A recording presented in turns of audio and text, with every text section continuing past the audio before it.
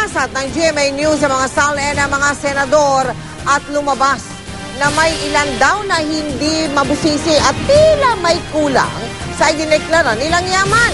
Yung iba nga po ay hindi inilista kung magkano ang kanilang kinita sa isang taon. Nakatutok si Deo Bugawisan.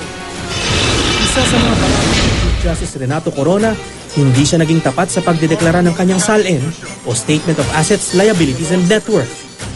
Pero ang mga huhusga at umuusig kay Corona, sumusunod kaya sa batas sa SALN? Sa ilalim ng batas, obligado ang halos lahat ng opisyal at kawani ng gobyerno na ideklara taon-taon ang lahat ng kanilang ari-arian at mga negosyo. Madaling makakuha ng kopya ng pinakahuling SALN ng mga senador na lumilitis kay Corona. Pero sa pagsisiyasat ng GMA News, hindi pare-parehas kung magdeklara ng kanilang yaman ang mga senador. Kahit iisa lang ang SALN form na itinakda ng Civil Service Commission.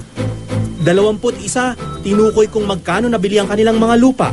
Pero 10 lang na mga senador ang nagdeklara ng kasalukuyang halaga nito, habang 12 lang ang nagdeklara ng assessed value. Alinsunod sa batas sa SALN, malinaw na dapat tukuyin ang 3 presyo ng isa-isang ari-arian kung magkano ito binili. Ang kasalukuyang halaga nito, kasama pati presyo kung may renovation at kung ano ang halaga nito batay sa tuos ng Assessor's Office. Dito sa old form, in fairness, nakalagay din yun na may mga columns dyan. At saka sa guidelines ng forms, mas kinuum pa, lahat dapat yan i-fill up. Pagka merong hindi ka pwedeng fill upan, no? Dahil hindi applicable, lalagyan mo not applicable.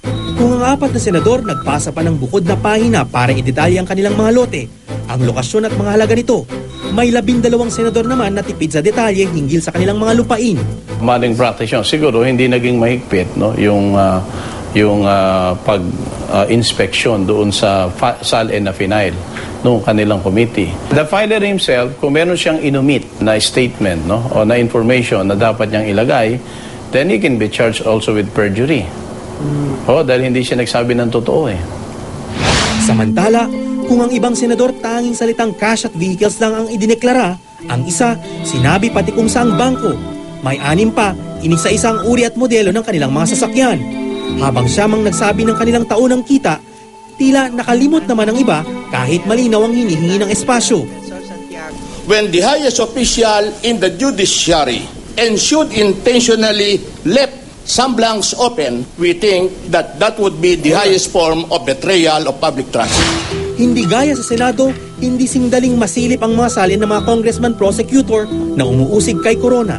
Bawal ipa-photocopy ang mga ito, pero pwede naman daw makita doon. Susubukan naming kilatisin din ang mga ito.